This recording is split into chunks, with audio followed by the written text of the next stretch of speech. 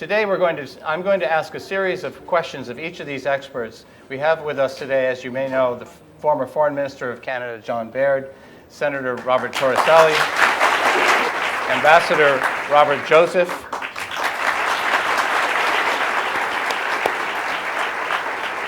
former Commandant of the U.S. Marine Corps, General James Conway,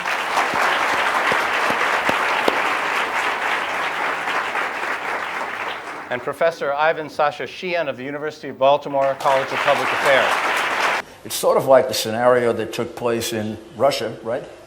They were starving. They had no food. The government was a total disaster from their point of view. Even if they were committed communists that are starving don't want communism anymore. And I think some of the protests that take place now, I think, are very, very strong indicators that it's gone further than just political protest. The taxi drivers went on strike. There were 3 or 4 other commercial strikes. It means that the protests are not just political. And I'm not sure too many governments get overthrown just based on politics. I think people fight much harder when they're starving than over an ideology. Confused about Iran. They seem to be more, if I may say so, very clear-eyed.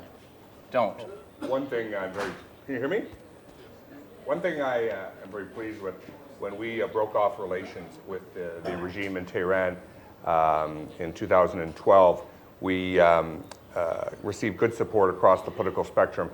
The new government has maintained the hardline approach with Iran, which I think is the right thing to do. And as someone who's involved in the liberal democracy in the West, when your opposition mimics your policy, that's the ultimate compliment. And that's when you know you've genuinely won a battle. There is a uniqueness to the American political system because we don't have a governing party. We don't have a parliament. So you can be in the Congress and have no responsibility. So by nature, the executive and the Congress are going to approach these issues very differently. You're allowed complete irresponsibility being in the Congress. I failed to do that. It failed in a number of fundamental ways. By permitting enrichment and by permitting Iran to develop advanced centrifuges, it did not address the issue of breakout. It did not lengthen the time of breakout because of the fundamental flaws associated with the verification regime. So General Conway, I'm going to invite you to speak for all of those who wear the uniform of the United States. To think that they can come up with a golden BB and it's going to be the solution for peace with Iran. I just don't think it's going to happen. I think that they all need to understand the direction our country is headed today, finally.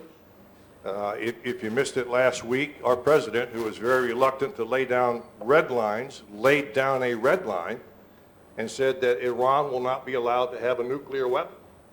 Much for the question, and I suppose I'll just engage it in a very formative way right from the outset. And I would acknowledge that Iran is not like any other normal country. Iran today, the contemporary regime in Iran, is the central purveyor of terrorism in the modern world. They attempted to strike the rally in Paris last year, and they engage in terrorist violence and support terrorist violence around the world. So I would start with that as a kind of a central message.